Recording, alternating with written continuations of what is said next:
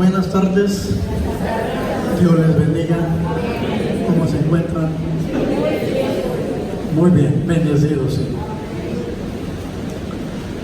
Mis apreciados y apreciadas, la vida, que es muy diversa en sus expresiones y manifestaciones, se nos puede tornar en una monotonía, porque cada uno de nosotros elegimos un formato de vida para vivirla.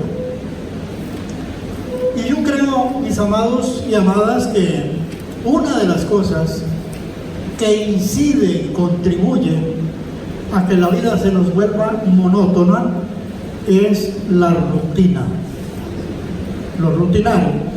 ¿Qué es la rutina?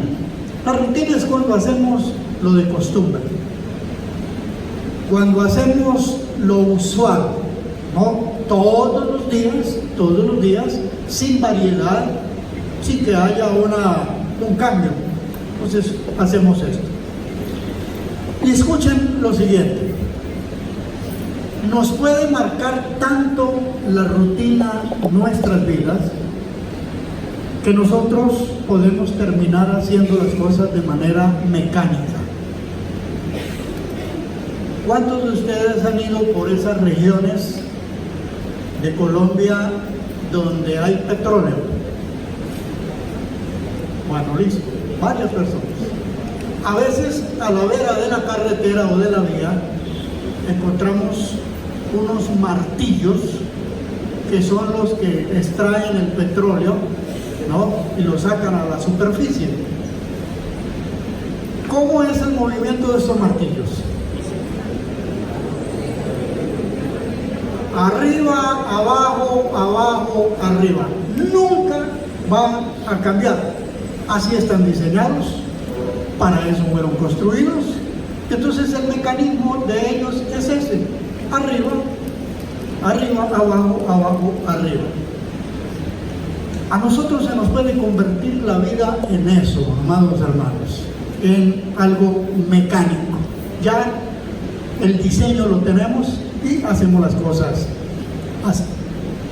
Hay una pregunta: ¿qué se necesita para que esto cambie, por lo menos un poco? ¿Qué se necesita?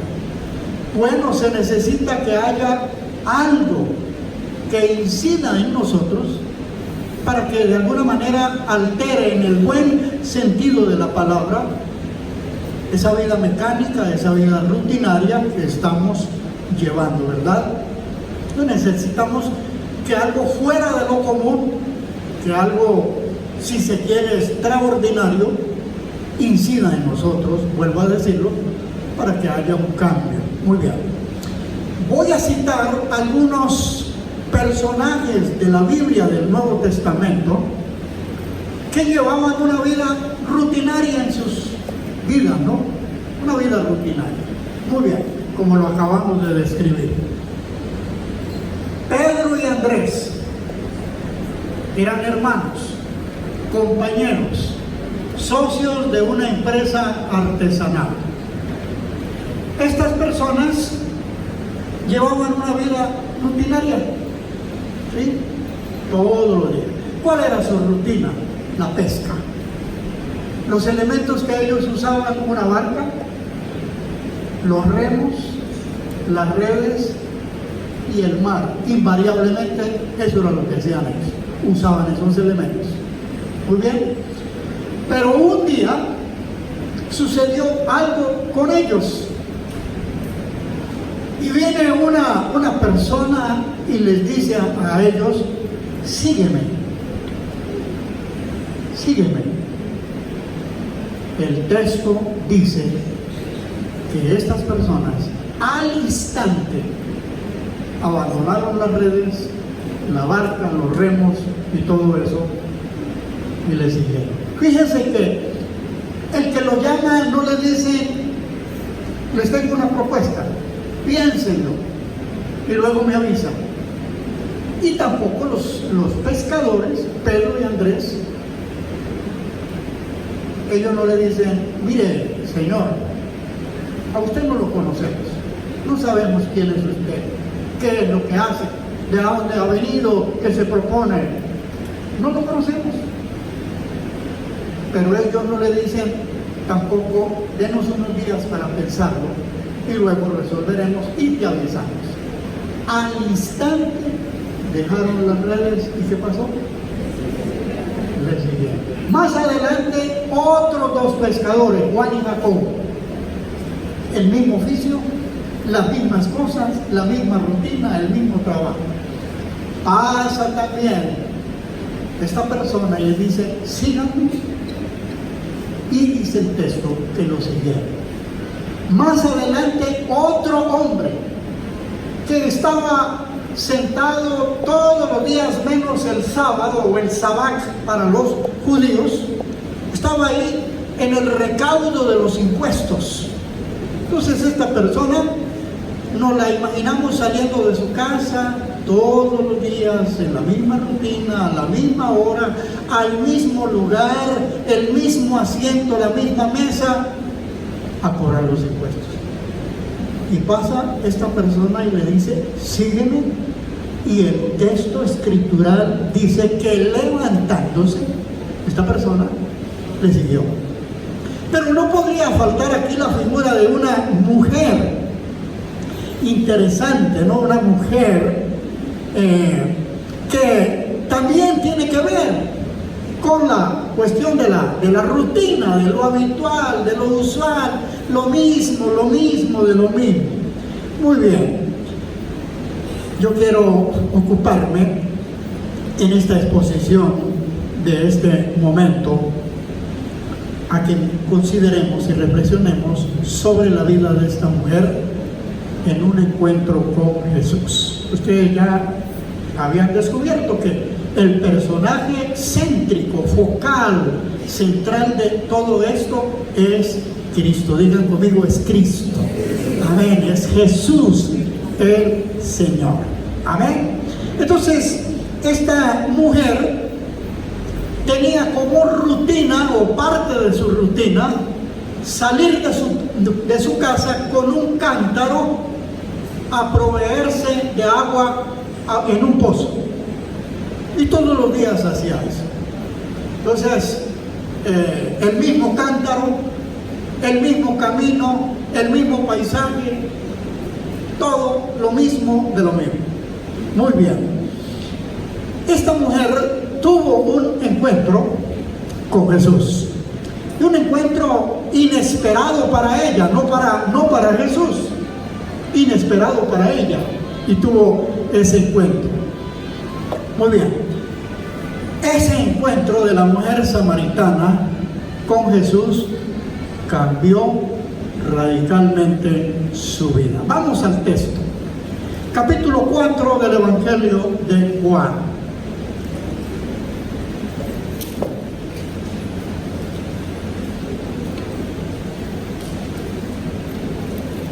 Capítulo 4 del Evangelio de Juan. ¿Ya lo tienen? Vamos a leer unos versículos de ahí. Desde el versículo 3. Salió de Judea, Jesús salió de Judea y se fue otra vez a Galilea. Y le era necesario pasar por Samaria. Vino pues a una ciudad de Samaria llamada Sicar, junto a la heredad que Jacob dio a su hijo José. Y estaba allí el pozo de Jacob. Entonces Jesús, cansado del camino, se sentó así junto al pozo. Era como la hora sexta. Vino una mujer de Samaria a sacar agua y Jesús le dijo, dame de beber. Pues sus discípulos habían ido a la ciudad a comprar de comer. La mujer samaritana le dijo, ¿cómo tú, siendo judío, me pides a mí de beber, que soy mujer samaritana? Porque judíos y samaritanos no se tratan entre sí. Respondió Jesús y le dijo, si conocieras el don de Dios, y quién es el que te dice, dame de beber, tú le pedirías y él te daría, ¿qué cosa? Agua viva. Vayan resaltando esas partes. La mujer le dijo, Señor, no tienes con qué sacarla y el pozo es hondo. ¿De dónde pues tienes el agua viva? ¿Acaso eres tú mayor que nuestro padre Jacob, que nos dio este pozo del cual bebieron él, sus hijos y sus ganados? Respondió Jesús y le dijo: cualquiera que bebiere de esta agua volverá a tener sed, mas el que bebiere del agua que yo le daré no tendrá sed jamás, sino que el agua que yo le daré será en él una fuente de agua que salte para vida eterna. La mujer le dijo: Señor, dame esa agua para que no tenga yo sed, ni venga aquí a sacarla. Jesús le dijo: ve y llama a tu marido y ven acá. Respondió la mujer y dijo: no tengo marido. Jesús le dijo: bien has dicho, no tengo marido, porque 5 maridos has tenido y el que ahora tienes no es tu marido. Esto has dicho con verdad. Le dijo la mujer: Señor, me parece que tú eres profeta. Nuestros padres adoraron en este monte y vosotros decís que en Jerusalén es el lugar donde se debe adorar. Jesús le dijo: mujer, créeme que la hora viene cuando ni en este monte ni en Jerusalén adoraréis al Padre. Vosotros adoráis lo que sabéis, nosotros adoramos lo que sabemos, porque la salvación viene de los judíos. Mas la hora viene y ahora es cuando los verdaderos adoradores adorarán al Padre en espíritu y en verdad, porque también el Padre tales adoradores busca que le adoren. Dios es espíritu, y los que le adoran en espíritu y en verdad es necesario que adoren. Le dijo la mujer: sé que ha de venir el Mesías, llamado el Cristo. Cuando Él venga, nos declarará todas las cosas. Versículo 26, leámoslo todo. Jesús le dijo: yo soy el que habla contigo. Amén. Muy bien. Esto tiene un trasfondo que hay que tocar. Samaritanos y judíos eran un pueblo que no se trataban entre sí, enemistados. ¿Por qué? Los samaritanos en parte eran judíos y en parte eran gentiles. La palabra gentil significa que no son judíos. ¿Qué había pasado con ellos? Eran mestizos porque se mezclaron con otras razas, con otros pueblos, incluso pueblos paganos. Y ellos tenían su propia cultura, sus propias costumbres, y hasta tenían también su religión, ¿no? Una religión, un sistema religioso que ellos practicaban. Y por esta razón los samaritanos eran despreciados y tenidos en poco por los judíos. Versículo 3 dice que Jesús salió de Judea y se fue ¿para qué lugar? Para Galilea. Muy bien. En los recorridos que hacía el Señor. Muy bien. Pero ojo el versículo 4, que quiero también que lo subrayen y lo tengamos muy en cuenta, porque es interesantísimo. Y le era necesario pasar ¿por dónde? Por Samaria. Le era necesario pasar por Samaria. La pregunta: ¿no había caminos alternos para llegar al mismo lugar a donde se propuso, a Galilea? Sí, habían otros caminos. Podía ir por la costa del mar de Galilea o ir por el centro y evitar el paso por Samaria. Pero escúchenme, amados hermanos, le era necesario pasar por Samaria. Acabamos de ver a grandes pinceladas, a grandes rasgos, que los samaritanos eran gente despreciada, que los judíos no querían tener ningún trato, ninguna relación con ellos, porque eran mestizos, tenían mezcla de otras razas, ¿no? Y déjenme decirlo en palabras coloquiales que usan mucho los jóvenes. En mí, un viejo, esto como que no se acomoda bien, pero déjenme decirlo en esas palabras. Los judíos los habían sacado del parche. Con nosotros nada que ver. Anden ustedes por su lado y nosotros en lo nuestro. Más o menos eso era la situación que había. Pero hay una cosa aquí interesante, amados hermanos. Jesús no estaba prejuiciado contra los samaritanos, como Jesús no está prejuiciado, no estuvo en su ministerio prejuiciado con nadie, ni está prejuiciado en este momento con ningún pueblo, ninguna raza. A Jesús no le importa si eres blanco o negro, no le importa el color de tu piel, no le importa el estatus social, no le interesa si una persona es educada o no, si fue al colegio, a la universidad profesional o es un obrero, un albañil. A Jesús no le interesa eso. No le importa si es hombre o mujer, casado o soltero, joven o viejo. A Jesús estos prejuicios, déjenme decirlo, le resbalan. Porque en cada caso, en cada persona y en cada situación, lo que Jesús ve son corazones y ve almas. ¿Cuántos dicen amén? Amén. Ve gente necesitada, ve gente dolida, gente que tiene que resolver cosas trascendentales y determinantes en su vida. Ahí está Jesús. Y Jesús mira el alma, mira el corazón de las personas, mira la condición, mira el estado en que se encuentra. Amén. Muy bien. ¿Saben una cosa?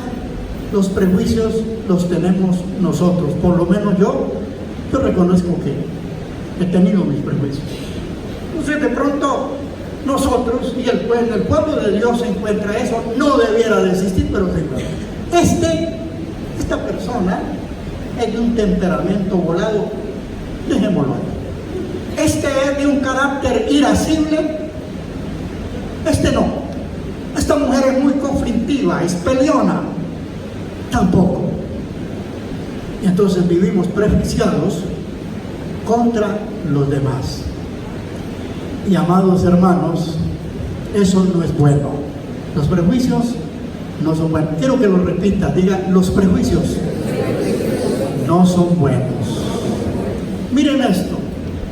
En el odiado y repudiado Leví o Mateo, que después se llamó así, porque recaudaba impuestos, porque exprimía al pueblo con los impuestos, Jesús vio un corazón, vio un alma para buscarla y salvarla.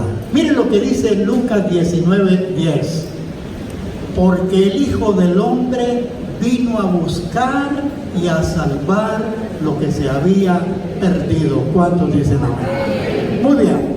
Para que vayamos aplicando partes de esta reflexión que estamos haciendo, mis amados, en cada uno de nosotros, en cada caso y en cada situación en la que nos encontrábamos, a Jesús le fue necesario pasar por nuestra vida, venir a nosotros. ¿Cuántos decimos?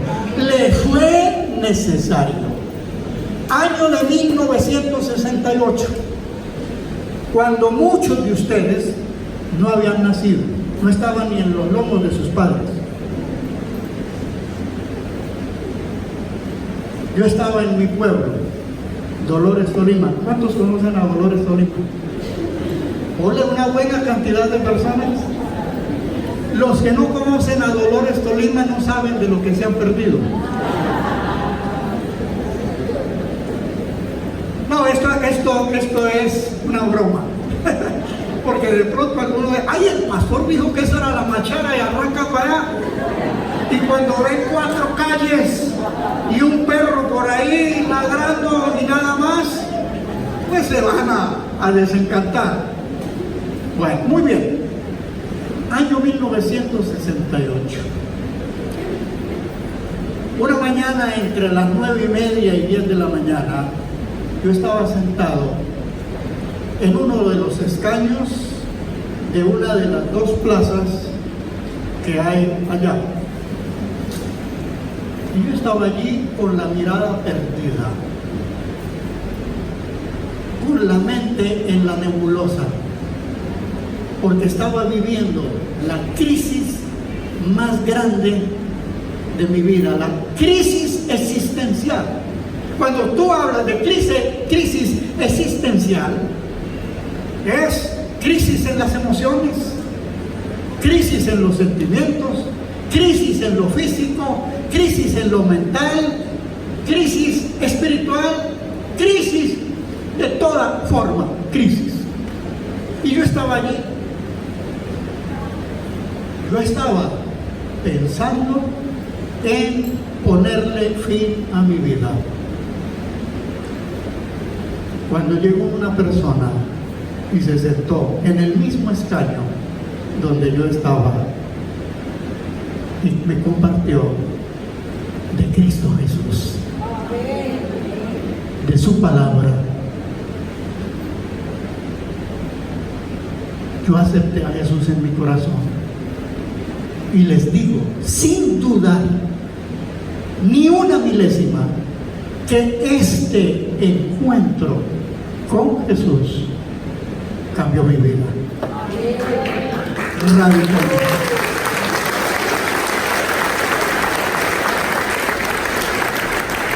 ¿Cómo pasó Jesús por mí? ¿Cómo fue ese encuentro? A través de un hombre. Aquí hay familia, hijos de esa persona que se congregan acá. La esposa de esta persona se congrega acá. Él ya partió para estar con el Señor hace tiempo. Pero la manera como Cristo vino a mi vida fue a través de esta persona. Bendito el nombre del Señor. Hermanos, en el plan de Dios todo está previsto. El encuentro de esta mujer samaritana con Jesús no fue algo casual, accidental o circunstancial. No. Obedeció a un plan perfecto de Dios. Estaba el pozo, estaba la mujer, el cántaro, la rutina, el encuentro con Jesús. Todo perfectamente estaba planeado. El encuentro de cada uno de ustedes, amados hermanos, inclúyase usted allí. Usted no está excluido. El encuentro suyo con Jesucristo ya estaba planeado desde la eternidad. Bendito el nombre del Señor. Yo puedo imaginarme a esta mujer caminando de manera presurosa con su cántaro, camino al pozo para llenarlo de agua y regresarse a su casa con el contenido. Era parte de su rutina, era parte del diario vivir de esta persona. Es muy interesante, amados hermanos, pero ese cuadro que veía la mujer todos los días, la misma distancia, el mismo camino, el mismo cántaro, el mismo pozo, el mismo paisaje, ese día el cuadro estaba alterado en el buen sentido de la palabra. Estaba cambiado. ¿Saben por qué? Porque sentado junto al pozo, dice la Escritura, estaba Jesús, el Hijo de Dios. Amén. Y es muy interesante este encuentro y cómo comienza la conversación, la charla de Jesús con la mujer samaritana y de la samaritana con él. Ustedes algunos tendrán la curiosidad que yo he tenido al leer este texto. ¿Cómo se llamaba esta mujer? Aquí no aparece el nombre. Pues importa y no importa. ¿Saben por qué? Porque aquí lo interesante, amados hermanos, era arreglar, era solucionar la enemistad entre estos dos pueblos, entre samaritanos y judíos. Era acabar con esa cosa de repudiarse mutuamente, de estar prevenidos de los prejuicios y de todo eso. Lo interesante es dos pueblos, samaritanos y judíos. Jesús comienza el diálogo diciéndole, ¿cómo le dijo? A ver, ¿cómo rompió Jesús el hielo y cómo empezó a romper esa enemistad entre esos dos pueblos? ¿Cuál fue la frase? Dame de beber, dame de beber. Y eso le causó mucha extrañeza a esta mujer. ¿Quién quiere leer el versículo 9 para que me vayan colaborando?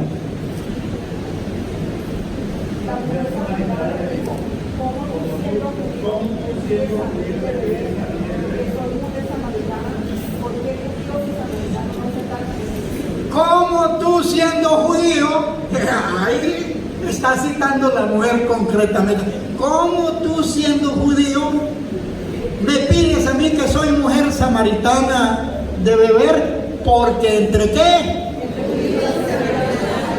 Y samaritanos, nada que ver, nada de trato, cero diálogo, cero comunicación, nada que ver.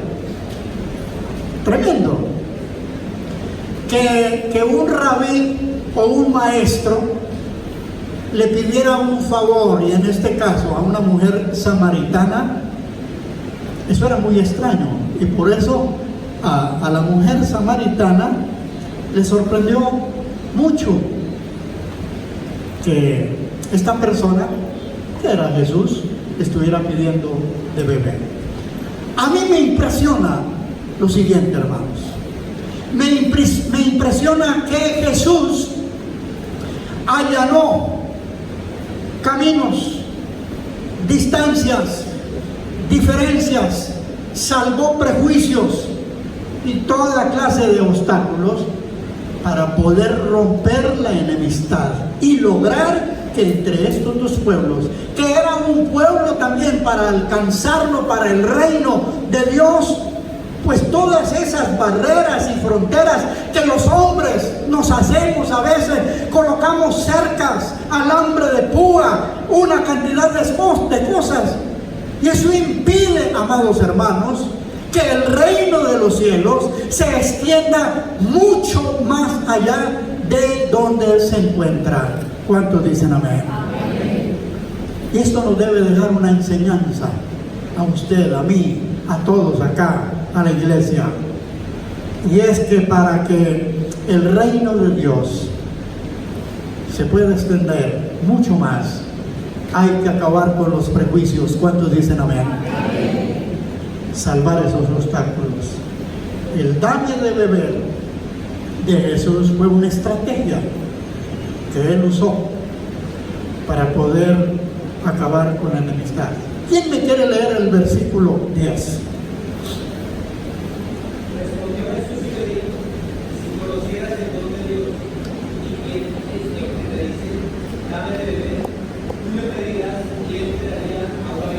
Muy bien.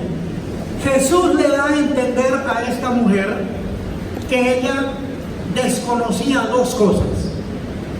Primero, no conocía el don de Dios. Digan conmigo, el don de Dios. ¿Qué es el don de Dios? Pues no es otra cosa diferente, amados hermanos, que la gracia salvadora y redentora de Dios en la persona de Cristo, que es el que nos alcanza, se haga posible. La samaritana desconocía eso. La gracia vino con Jesucristo. ¿Cuántos dicen amén? La gracia nos alcanzó a todos los que estamos aquí, a miles y a millones de personas en el mundo entero. Y la segunda cosa que desconocía esta esta mujer samaritana era la identidad de Cristo. Porque Jesús le dice, si conocieras el don de Dios y con quién estás hablando, tú le pedirías ¿qué? Y él te daría agua viva. Hermanos, esto me ha hecho reflexionar mucho desde la semana pasada, escribiendo las notas para este mensaje. Qué desconocimiento tan enorme que hay de Jesús. De Jesús se predica, de Jesús se habla mucho, programas radiales, programas televisivos, literatura cristiana, púlpitos, iglesias locales como esta, y Jesús sigue siendo para miles, y no exagero, millones, un desconocido. Aún para los creyentes, me incluyo entre ellos, sabemos nosotros quién es Cristo en toda su esencia, en su naturaleza. ¿A qué vino? ¿A qué lo envió el Padre? Conocemos su misión, conocemos todo el propósito de Dios en Cristo Jesús para alcanzar a la humanidad, todo lo que Él representa y es para nuestras vidas. Yo creo, amados hermanos, que si somos humildes, tenemos que decir que muchas cosas no conocemos de Jesús. Ok. La samaritana estaba literalizando las palabras de Jesús. ¿Sí? El Señor le habla del agua de vida, pero ella lo está entendiendo de manera material, de manera física, que es muy típico de la gente que no conoce a Cristo. Confunden lo físico con lo espiritual y lo espiritual con lo físico. ¿Qué pasó con el encuentro de Jesús con el gran maestro de la ley, Nicodemos? Nicodemos viene a Jesús y le dice: Maestro, sabemos que has venido de Dios, porque nadie puede hacer las cosas que hace si Dios no está con él. Pero Jesús, que no anda por las ramas ni anda con rodeos, fue a lo certero y le dice: tienes que nacer de nuevo. Y Nicodemos lo entendió de manera física. ¿Cómo puede un hombre viejo como yo entrar al vientre de mi madre y nacer por segunda vez? La mujer samaritana estaba entendiendo esto por el lado físico. La samaritana estaba confundida. Versículos 11 y 12 rápidamente. La mujer le dijo: Señor, no tienes por qué sacarla, tu esposa es honra. ¿De dónde pues tienes el agua viva? ¿Acaso eres tú mayor que nuestro padre Jacob, que nos dio este pozo del cual bebieron sus hijos y sus ganados? Gracias, hermano Alberto. Mire usted, esta mujer sí conocía una historia y conocía referentes de esta historia, porque le dice: ¿eres tú mayor que nuestro padre Jacob, que nos dio este pozo, del cual bebió él, sus hijos, sus ganados, y hoy nos estamos proveyendo agua de este pozo? ¿Eres tú mayor que ellos? Pero Jesús, amados hermanos, está hablando de algo mucho más allá de lo que la samaritana estaba percibiendo. Y estaba viendo a alguien que hasta ese momento no tenía importancia para su vida. Yo pienso que la mujer samaritana estaba viendo en Jesús un caminante, un viajero que venía cansado, con un sol extenuante como el que estamos soportando ahora, y le produjo sed y por eso vino al pozo a beber agua. A veces como que no percibimos, amados hermanos, lo que Jesús representa para nuestras vidas. Ahora, Jesús no responde a esa pregunta sin palabras. Es como si le hubiera dicho a esta mujer: mira, aquí la tradición no tiene importancia, pero lo que sí tiene importancia es lo que te voy a decir a continuación. Versículos 13 y 14, a ver, colaboren. Respondió Jesús y le dijo: cualquiera que bebiere de esta agua volverá a tener sed, mas el que bebiere del agua que yo le daré no tendrá sed jamás, sino que el agua que yo le daré será en él una fuente de agua que salte a la vida eterna. Amén. En estos dos versículos, Jesús le da a entender a esta mujer samaritana, como nos lo da a entender a nosotros hoy, que el mundo, que esta vida, amados hermanos, no puede saciar la sed existencial que hay en el ser humano. No la puede saciar. Mire, la gente bebe hoy en día de muchas fuentes. Bebe de las fuentes de las filosofías. Hay un ramillete, hay un abanico enorme de filosofías en el mundo. Y la gente se agacha a beber en el pozo o en la fuente de las filosofías.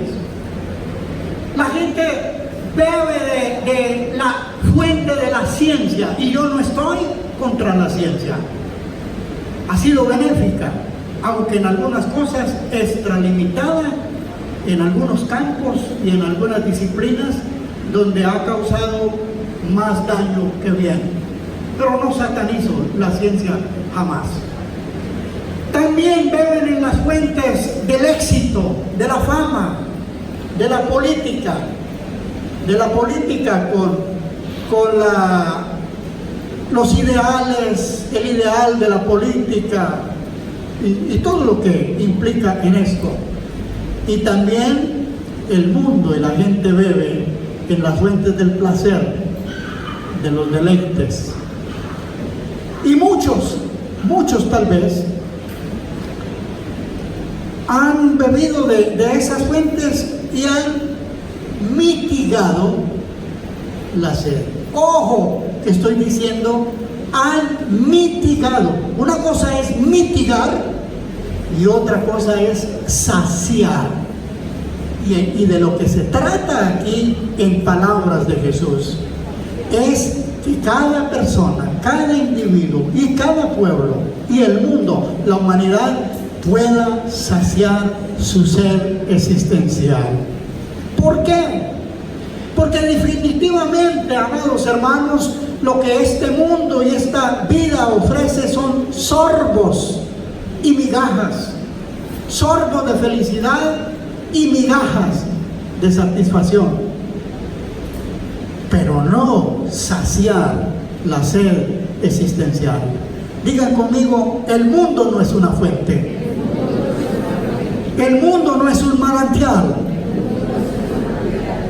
Cristo es la fuente y el manantial de vida. El versículo 14 lo dice claramente: mas el que bebiere del agua que yo le daré no tendrá sed jamás, sino que el agua que yo le daré será, ¿qué cosa? Una fuente de agua que salte para vida eterna. Y yo lo interpreto de esta manera. Este mundo es un desierto, amados hermanos, y cada día se está convirtiendo en un desierto todavía más seco, más estéril. Y Jesús está haciendo una promesa: que el que tome del agua de vida que Él ofrece, que es Jesucristo mismo, porque Él es el agua de vida. Amén, ¿estamos bien? Amén. Dice: será en esa persona que recibe ese agua una fuente que salte para la vida eterna. Es decir, salta de aquí, de este mundo caótico, degenerado, corrompido, a el cielo, a la misma gloria con Jesucristo el Señor. Aleluya. Eso sí es noticia. Eso sí es esperanza. Amados hermanos. Versículo 15, la samaritana seguía literalizando lo que Jesús le estaba diciendo. Versículo 15 dice, la mujer le dijo, Señor, dame esa agua para que no tenga yo sed ni venga aquí a sacarla.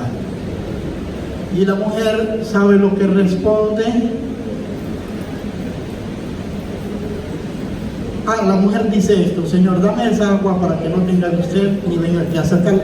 Es decir, la mujer tomó esto de manera literal y dijo, listo, Él me está ofreciendo agua de vida, yo no voy a volver a sentir más sed, así sea con un calor como el que estamos soportando en este momento.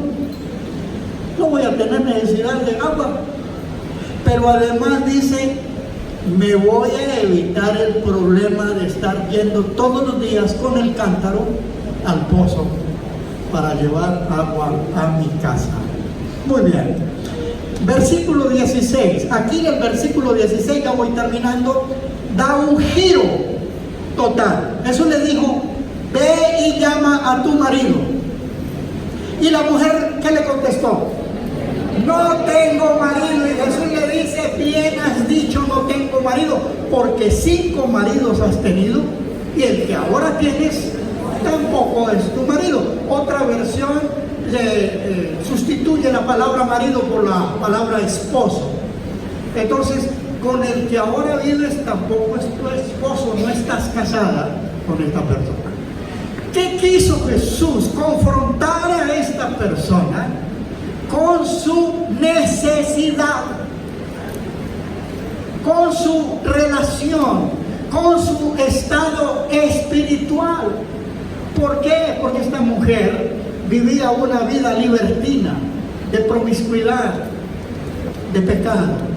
Y Jesús va a esa parte para que la mujer arregle su vida y tenga una relación con Dios. ¿Cuántos dicen amén? Amén. Eso, la concreción de Jesús con esta mujer, como también lo es para toda persona que todavía no conoce a Jesús en su corazón. El que beba de mí será alguien, una fuente que salta para la vida eterna. Evangelio de Juan 7, 37 y 38. Jesús estaba en la celebración de la Pascua judía. Eran 8 días de celebración. Y allí se hacía toda la parte de la ceremonia, cánticos, lectura de la Torá, o sea, los 5 libros que hacen parte de la Torá. Y estaban allí reunidos cánticos, oración, recogimiento espiritual. Y mire, Jesús dice, si alguno tiene sed, venga a mí y beba. El que cree en mí, como dice la Escritura, de su interior correrán ríos de agua viva. ¿Usted cree que eso es posible? Claro, claro que sí. Recibimos a Jesucristo, el agua de vida, y Jesús te está diciendo, de su interior correrán ríos de agua viva. Amén. Muy bien, vamos rápido. Y luego dice el versículo 19, el 20, nuestros padres adoraron en este monte y vosotros decís que en Jerusalén es el lugar donde se debe adorar. Jesús le dijo, mujer, créeme que la hora viene cuando ni en este monte ni en Jerusalén adoraréis al Padre. Vosotros adoráis lo que no sabéis, nosotros adoramos lo que sabemos, porque la salvación viene de los judíos. Mas la hora viene y ahora es cuando los verdaderos adoradores adorarán al Padre en espíritu y en verdad, porque también el Padre tales adoradores busca que le adoren. Dios es espíritu, y los que le adoran en espíritu y en verdad es necesario que le adoren. Miren lo que le dice la mujer. Le dijo la mujer: sé que ha de venir el Mesías, llamado el Cristo. Esta mujer tenía un conocimiento. Dice: cuando Él venga, nos declarará todas las cosas. ¿Y qué dice el versículo 26?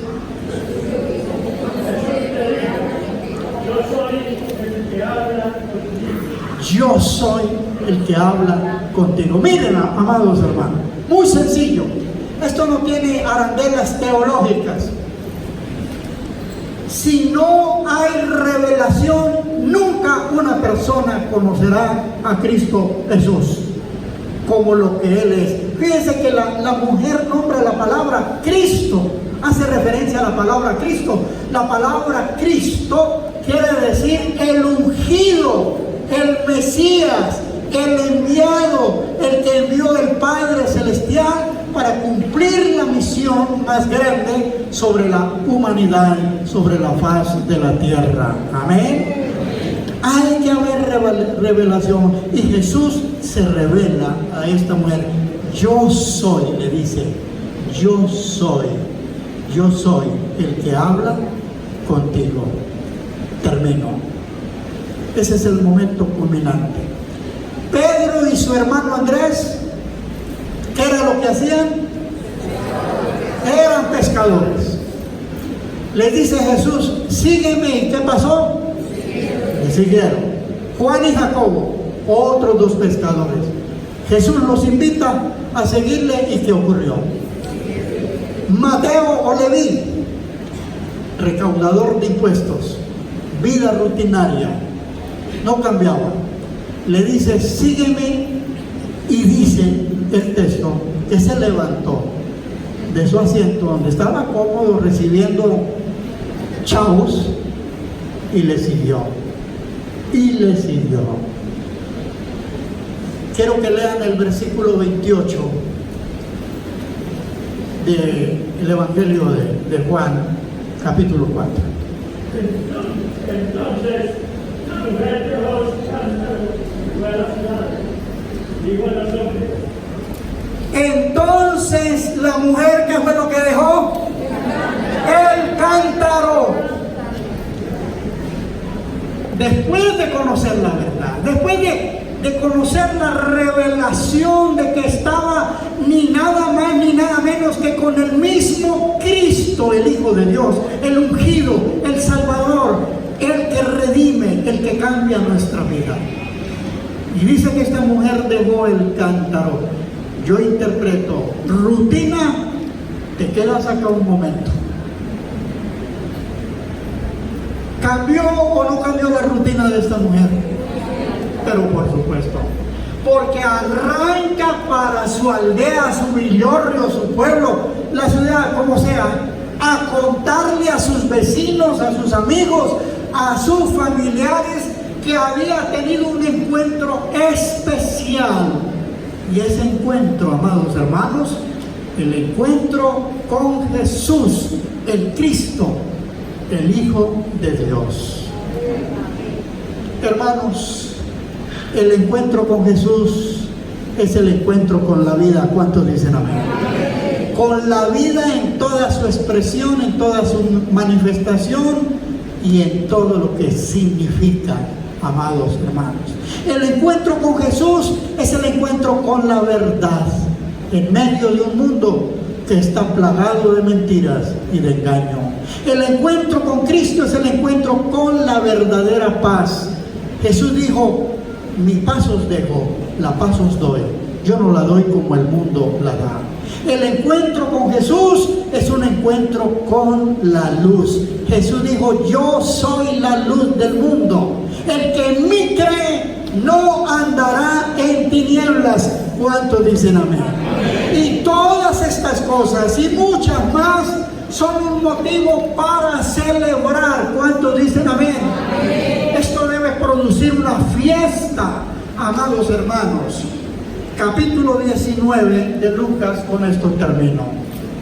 Había un hombre, y dice ahí el texto, pequeño de estatura.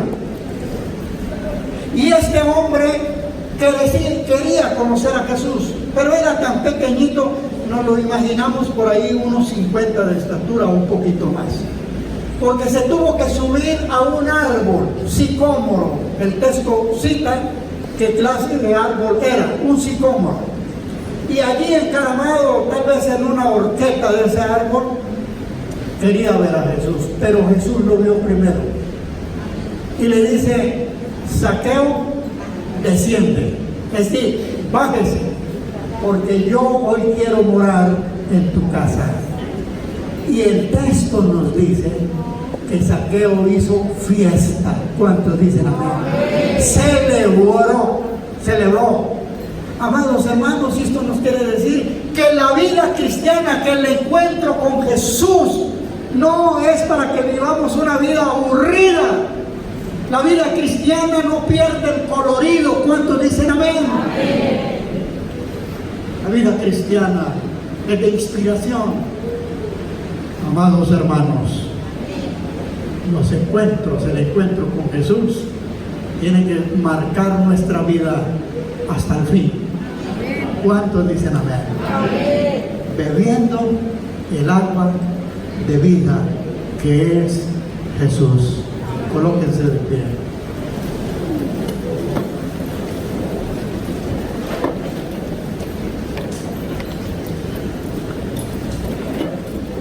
Levanten sus manos. Yo quiero que usted mismo, usted misma, le dé gracias a Dios por el encuentro que tú experimentaste, si has experimentado con Jesús. Dele gracias a Dios. Dele gracias al Señor. No te vayas sin darle gracias al Señor. Celebre usted ese encuentro con Jesús. Haber bebido del agua de vida que es Jesús mismo. Oh, gloria a tu nombre. Te agradecemos, Señor, por ese momento inolvidable. Gracias. Gracias, Señor, por ello. Bendecimos y alabamos tu nombre. Te damos las gracias. El agua de vida que transformó. Calmamos, saciamos la sed existencial para siempre, Señor.